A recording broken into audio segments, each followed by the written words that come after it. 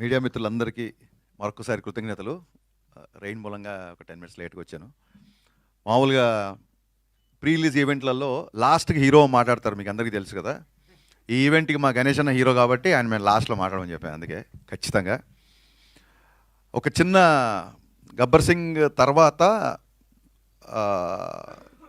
ఈ పుష్కర కాలంలో మా రైటర్ రమేష్ రెడ్డి గారు చెప్పినారు. రమేష్ రెడ్డి గారు నాకు కేవలం రచయిత మాత్రమే కాదు, నాకు మార్గదర్శి, నా గైడ్, నాకు ఒక పెద్ద అన్నయ్యలాగా. నేను అసిస్టెంట్ డైరెక్టర్గా ఉన్నప్పటి నుంచి నువ్వు డైరెక్టర్ అవుతావు అని చెప్పి నన్ను ప్రోత్సహించిన వ్యక్తుల్లో టాప్ లిస్ట్లో ఉండే వ్యక్తి రమేష్ రెడ్డి గారు. ఆయన వాళ్ళ రావడం చాలా ఆనందంగా ఉంది. ఈ cinema social media, internet, digital revolution వచ్చిన తర్వాత చాలా సినిమాలకి ఎక్కడెక్కడో కంట్రీస్, నార్వే నుంచి, ప్యారిస్ నుంచి మిగతా సినిమాలకి టాక్ వస్తున్నప్పుడు నా మనసులో ఒక చిన్న వెలితి ఉండేది. అబ్బా, సోషల్ మీడియా ఇంత పాపులారిటీ ఉన్నప్పుడు గబ్బర్ సింగ్ ఉంటే ఎంత బాగుండేది అనే ఒక చిన్న వెలితి ఉండేది. ఆ వెలితిని మా అన్న బండ్ల గణేష్, మా సత్యనారాయణ గారు ఇవాళ ఇంత హంగామాలో, ఇప్పుడు ఈ మీడియాలో ట్విట్టర్లో కానీ, ఇన్స్టాగ్రామ్లో కానీ, ఫేస్బుక్లో కానీ నేను 2012లో ఏదైతే ఒక డిజిటల్ హంగామా మిస్ అయ్యానో ఆ హంగామా అంతా మళ్ళీ క్రియేట్ చేసి కొత్త ఉత్సాహాన్ని, కొత్త స్ఫూర్తిని ఇచ్చినందుకు వీళ్ళిద్దరికీ మనస్ఫూర్తిగా దండం పెట్టుకుంటున్నాను. గబ్బర్ సింగ్ చరిత్రలో ఉండిపోయే సినిమా కాదు, గబ్బర్ సింగ్ అంటేనే చరిత్ర, నో డౌట్ అబౌట్ ఇట్. ఒక సినిమా జీవితాలు మార్చేసింది అంటారు చూసారా, అలాగా నాకు కానీ, బండ్ల గణేష్ గారు కానీ మా జీవితాలు మార్చేసిన సినిమా గబ్బర్ సింగ్. గబ్బర్ సింగ్ అనేది ఒక మెమరీ కాదు, ఒక అనుభవం కాదు, అన్నిటికంటే మించి. గబ్బర్ సింగ్ ఇంటర్వెల్ జరుగుతున్నప్పుడు ఒక వ్యక్తి కళ్ళమ్మ నీళ్ళు పెట్టుకుంటూ వచ్చి, పొద్దున 8:30కు వచ్చిన వ్యక్తి మధ్యాహ్నం 2 గంటలకి విపరీతమైన ఎండలో అలాగే నిలబడి చూస్తుంటే నేను అన్నాను, మంచిగా తాగు ఫస్ట్, లేదా భోజనం చేసేళ్ళు, కళ్యాణ్ గారికి కలవడం కుదరదు, ఫైట్ సీక్వెన్స్ జరుగుతుంది, అసలే ఎండ, చాలా హడావుడిగా ఉన్నాం మేము. అండ్ ఇంకోటి, ఇలా చదువులు కాలేజీలో వదిలేసి ఇలాగ షూటింగ్లు వెంబడి తిరగడం ఆయనకి ఇష్టం ఉండదు, మీరు కెరీర్ పాడు చేసుకోవద్దు అంటే, ఆయన నేను మైక్రోసాఫ్ట్లో సీనియర్ మేనేజర్ బాస్, నా శాలరీ ఒక 3 లక్షల పైన అని చెప్పాడు. ఆ వ్యక్తి ఇవాళ స్టేజ్ మీద ఉన్న సతీష్ 2 చేతులు పట్టుకొని కళ్ళమ్మ నీళ్లు పెట్టుకుంటూ, అన్న ఒక్క హిట్ ఇవ్వన్నా, ఒక్క హిట్ ఇవ్వను 3 సార్లు అడిగాడు. నిజంగా ఆ రోజు అంత పెద్ద హిట్ తీస్తున్నావు నాకు తెలీదు, తనకి తెలీదు, బట్ తన భావోద్వేగం నన్ను కదిలించి, నువ్వు భయపడకు, సినిమా పగిలిపోద్ది అని చెప్పాను. ఏ ముహూర్తాన దేవతలు తదాస్తన్నారో తెలీదు, సినిమా మేము ఊహించిన దానికంటే చాలా పెద్ద సక్సెస్ అయింది. సినిమా అప్పట్లో 2012లో ఒక సోషల్ మీడియాలో ఒక చిన్న నానుడు ఉండేది, సినిమా బాగుంటే హిట్ అంటారు, చాలా బాగుంటే సూపర్ హిట్ అంటారు, అంతకు మించి ఉంటే బ్లాక్ బాస్టర్ అంటారు, దాన్ని కూడా మించిపోతే దాన్ని గబ్బర్ సింగ్ అంటారు అని చెప్పి అప్పట్లో సోషల్ మీడియాలో బాగా ఫ్యాన్స్ రాశారండి. మళ్ళీ నా అకౌంట్లో వేయకండి, ఇది ఫ్యాన్స్ అన్న మాట ఇది. సో ఎక్కడికి వెళ్ళినా పవన్ కళ్యాణ్ గారు చాలామందికి అందుబాటులో ఉంటారు కాబట్టి చాలామంది నాతో ఫోటోలు దిగినా, చాలామంది నాతో ఉన్నా. ఇవన్నీ చూడండి, ఈ కొబ్బరికాయని కొట్టండి అంటే పూజారి దేవుడికి చేర్చినట్టు నాతో దిగిన సెల్ఫీలు, నా మీద చూపిస్తే అభిమానం అంతా అది కేవలం పవన్ కళ్యాణ్ గారిదే అని నేను నమ్ముతూ వచ్చాను.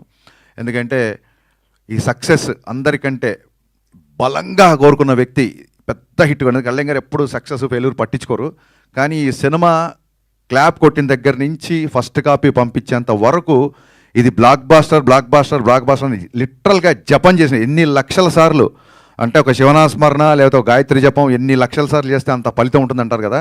ఇప్పుడు రీసెంట్గా మీరు సోషల్ మీడియాలో చూస్తున్నారు మేనిఫెస్టేటింగ్ వీడియోస్, మన సంకల్పం బలంగా ఉంటే అది అవుతూ ఇరుతుందని. అంత గట్టి సంకల్పం, నాకంటే కూడా పెద్ద సంకల్పం, కళ్యాణ్ గారి కంటే కూడా గట్టి సంకల్పం ఉన్న one and only person Bandla Ganesh గారు. 24 hours ఫోన్ చేస్తే హలో అని అడగదు, అన్న మన సినిమా బ్లాక్ బాస్టర్ చెప్పండి ఇప్పుడు ఏంటి అని. ఫస్ట్ హలో బదరు బ్లాక్ బాస్టర్, ఫోన్ పెట్టే ముందు బ్లాక్ బాస్టర్ ఎంత అంటే అర్జునుడి బాణం అర్జునుడి గురి ఒక కన్ను మీద ఉన్నట్టు blockbuster, hit super hit అంటే కూడా మా రైటర్ గారు ఎప్పుడన్నా ఎడిటింగ్లో చూసి, ఏమంటే ఇప్పుడే అంతాక్షరి సీన్ చూసాం అదిరిపోయిందండి, మన సినిమా హిట్ అవుద్ది అంటే ఆయన కోపం వచ్చేసేది. హిట్ ఏంటన్నా, హిట్ కోసం చేస్తున్నాం మనం, బ్లాక్ బాస్టర్ అన్నాడు. ఎవరైనా రైటర్లు అన్న మీ సూపర్ హిట్ అన్న ఆడియో అంటే, సూపర్ హిట్ ఏంటి, బ్లాక్ బాస్టర్. అసలు కరిచేసేవాడు మనుషులు లిటరల్గా. నిజంగా పవన్ కళ్యాణ్ గారిని ఇంటికి వెళ్ళి దగ్గరుండి షూటింగ్ సెట్కి తీసుకొచ్చి, అలాగే డబ్బింగ్ తీసుకొచ్చి 3 గంటలకి రాత్రి 4 గంటలకి కూడా డబ్బింగ్ చెప్పిన సందర్భాలు ఉన్నాయి. లాస్ట్ మినిట్లో గుర్రంది యాన్యువల్ సర్టిఫికేట్ వస్తే ఓ పక్క ఈయన ఢిల్లీకి వెళ్ళి ఓవర్ నైట్లో అక్కడ ఢిల్లీలో పని చూసుకొని, అదే రోజు ఇక్కడ సెన్సార్ ఉంటే మళ్ళీ డైరెక్ట్గా ఎయిర్పోర్ట్ నుంచి ప్రసాద్ ల్యాబ్కి వచ్చి, నాకు తెలిసి సెట్లో నేను ఎంత కష్టపడ్డానో సెట్ బయట నాకంటే డబల్ కష్టం బండ్ల గణేష్ అన్న పడ్డాడు. హీ డిజర్వ్స్ అనిపించింది. ఒక టైంలో ఈ వ్యక్తి ఇంత తపన పడుతున్నాడు కదా, నా కోసం కళ్యాణ్ గారి గురించే కాదు, బండ్ల గణేష్ గారి కోసమన్నా గబ్బర్ సింగ్ బ్లాక్ బాస్టర్ అవ్వాలి అన్న ఒక ఫీలింగ్ యూనిట్లు అందరిలో క్రియేట్ చేశాడు. అలాగే నేను చాలాసార్లు చెప్పినట్టు మా కెమెరామెన్ విన్సెంట్ గారు ఎక్స్ట్రాడినరీ సపోర్ట్ చేశారు.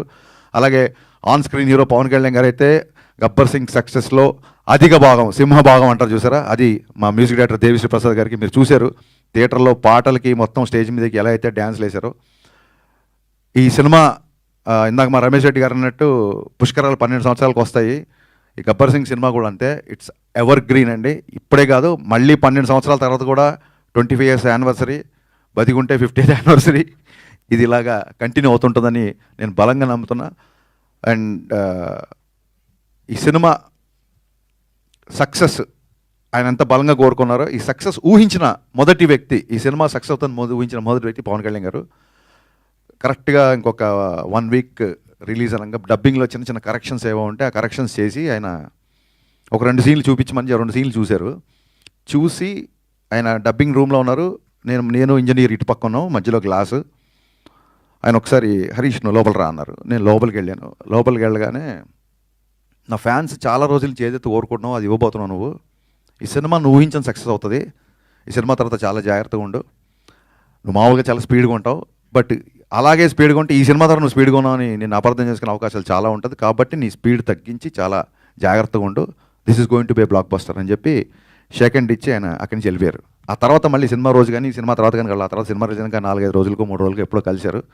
కలిసి బాగున్నావా, అందరు హ్యాపీనా, ఫ్యాన్స్ హ్యాపీనా అన్నారు తప్ప ఎంత కలెక్ట్ చేస్తుంది, ఏ రికార్డ్ కొడుతుంది, ఎక్కడ కలెక్షన్స్, ఎన్ని కోట్లు ఏంటి, ఒక్క మాట కూడా ఆయన ఎత్తలేదు.